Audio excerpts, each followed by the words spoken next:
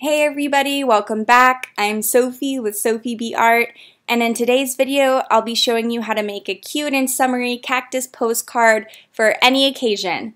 And the best part is that it's super easy to create. The materials that we're using today are Strathmore watercolor postcards, and also I'm using Winsor & Newton watercolor paints. You can use any watercolor paints you'd like. However, I prefer Winsor & Newton or Daniel Smith because they have a richer pigment. So first what I'm doing is creating a general outline of my 3 cacti using an HB graphite pencil. I'm using a mechanical pencil here. You're welcome to use any type of pencil you find around the house.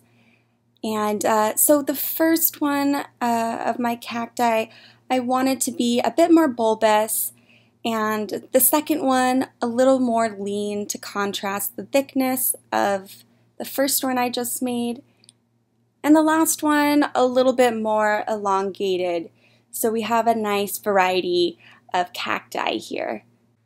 You guys also don't need to draw the same cacti. You're welcome to get creative and create whatever you'd like for your postcard. If you guys in the future don't want to draw in the full 3 cacti before you go in with your watercolors, you can get the completed sketch that I made on my website for free at sophiebart.com, and you can watch the video I show about how to transfer my sketch to your postcard or your watercolor paper or any other kind of paper in very easy steps. And now what I do is lightly erase over my entire drawing, leaving just enough pencil marking to know where to paint over with my watercolor.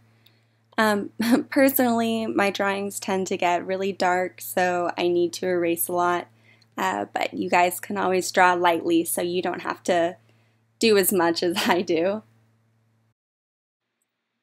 So now I'm taking my size 10 brush and I'm creating a mixture of my lemon yellow and sap green. And I'm using this to paint the middle cactus in, creating an even wash with not too much water, but also not too little water. So it's a just right mixture. And if your mixture does end up going on a little bit too watery for your liking, you can create what I call a thirsty brush by completely drying off your brush and using that dry brush to soak up all the extra water straight from your paper. And that helps to just clean it up a little bit. And so now I'm taking the mixture of the lemon yellow and the sap green that we first made, and I mixed a little bit of Viridian green in there to create a different green, a little bit darker, so it'll contrast with the first cactus color. And as you can see, I made this wash a little bit too watery, like we talked about earlier, but we can use this as a learning experience. So I can show you guys later in this video how to fix this problem by using a thirsty brush. And for the last cactus, I mixed a little bit of yellow ochre in there to create a sandy looking green color. And now for the planter pots. I picked more of an orangey red color to help contrast with that green. Some of you may know that red and green are complementary colors, which means that they're opposite each other on the color wheel. So when they're side by side, they really make each other's colors look more vibrant and stand out. I also chose a purple mauve watercolor for the second cactus and a more deep red color for the third cactus. As you can see on my poor little cactus that was way too wet, the mauve color started mixing with the green, and that's a term that we call bleeding. So when the water is just way too watery and it's not fully dried, and you want to put another coat right next to it, oftentimes what can happen is that the colors start bleeding together because they're both very wet. So what I'm doing is taking a dry brush, a number 6, and just going in and soaking up all that extra water to clean it up a little bit more. And now that my first layer has completely dried, I'm going over everything again with a second watercolor layer just to darken everything up and make those colors look so much more bold and vibrant. And a side note about my brushes, this is a Sablette brush. It's not a super expensive brush, and I personally don't think you need to go overboard on the brushes, but you definitely can find really nice expensive brushes such as horsehair brushes. But you know, I'm a college student and I'm trying to save money where I can, so this works best for me and I haven't really had any problems. But if I were to splurge on a product, it would definitely be paints. I have Winsor Newton paints. Daniel Smith paints are also really nice because they have a great strong pigment that really grabs the paper and stands out. And if it's your first time watching my YouTube tutorial videos, welcome, welcome. I've just started my YouTube channel and I've had a lot of fun making these videos so far. So please do remember to like this video, comment, share the pictures of the postcards you've made today with me on Instagram. My Instagram's Sophie B Art. And of course, subscribe to my channels, hit that notification bell so you can always continue to watch my future tutorials and tips and techniques on watercolor painting or any other type of art material. So as my second layer on my planter pots is drying, I added in more stripes to the cactus to create a darker color, make it look a little more three-dimensional.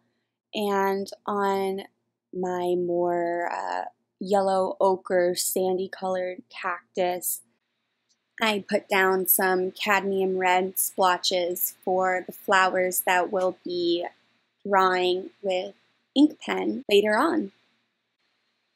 I also laid down some paint to create what looks like a shadow on my cacti.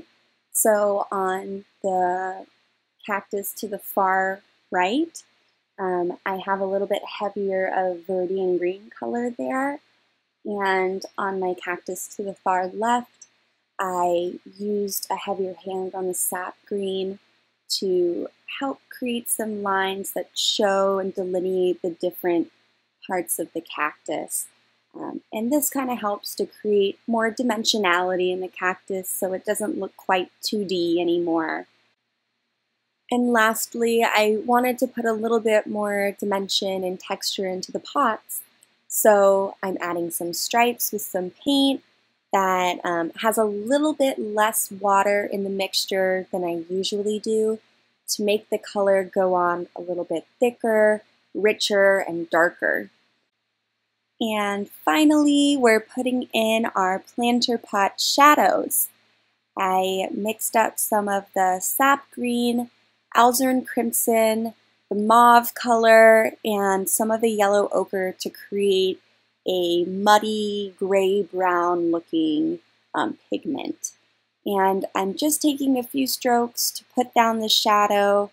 We won't be going over this with another layer, so this layer will be lighter and less dense so that our eyes can focus a little bit more on the pot itself rather than a dominant shadow. And yay, we're finally done with our watercolors. Give yourself a pat on the back for finishing that. That was probably the hardest part of this whole postcard painting extravaganza. So now what we're going to be using are ink pens. You can use a Micron, a Sharpie, or anything you have on hand. And Honestly, guys, if you're on a budget like me, it doesn't really matter what pen you use as long as it has a rich black ink. If you're wanting to spend money on higher quality ink, I would definitely purchase Micron pens. So now I'm just outlining the pots that I painted. I'm not really too worried about staying within the perimeter of my paint. What I like about this art piece is that it's a bit more expressive and creative. And so if we're creating imperfect markings, I think it actually gives it a really nice personality and flair to our piece. Going over our cacti with the black ink pen helps us crisp up the edges and bring out the different shapes of each cactus that we have here. As you can see on the cactus on the far left, by outlining certain parts of this cactus, I can bring some shapes forward in space and bring some shapes backwards. I'm not worried about going outside of where my paint is. This is really just meant to be a fun and loose sketch. So again, remind yourselves that you're not trying to be perfect here. Sometimes I have to remind myself this a lot when you can get halfway through a drawing and suddenly start judging yourself based on a piece that's not finished or not perfect by whatever standard you're putting yourself up against. And so sometimes it's worth just checking yourself and saying, hey, you know, I'm on my way. This is not the finished piece. And there's no right to judge yourself based off of that. So I've been adding some little designs here and there. So for my far left cactus, you saw that I'm adding in lines and dots and dotted lines. You are welcome to do whatever design you want with the pot, whether that be zigzags, chevrons, swirlies like I did, really anything you can think of, polka dots, make it your own piece. And in the middle, I'm adding in cactus spines.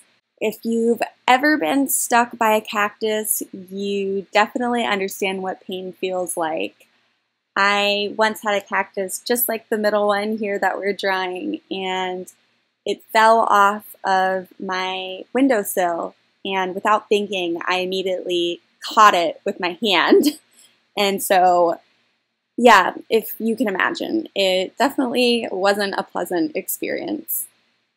For the cactus on the far right, I'm adding some lines onto the purple planter and just little oval dots onto the cactus to create some more texture.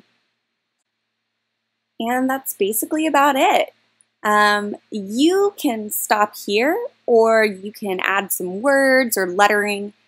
I chose to write Hello Summer, but you guys can decide to write anything you want. This could be a happy birthday card, an anniversary card, well wishes, something like that. Once you're finished with your lettering, that is the tutorial. Let me know if you guys enjoyed this tutorial again by hitting that thumbs up button, subscribing, commenting, and of course turning on notifications so you never miss a video. I upload videos every Tuesday, so I look forward to seeing you next week. Again, I'm Sophie, and thanks for watching.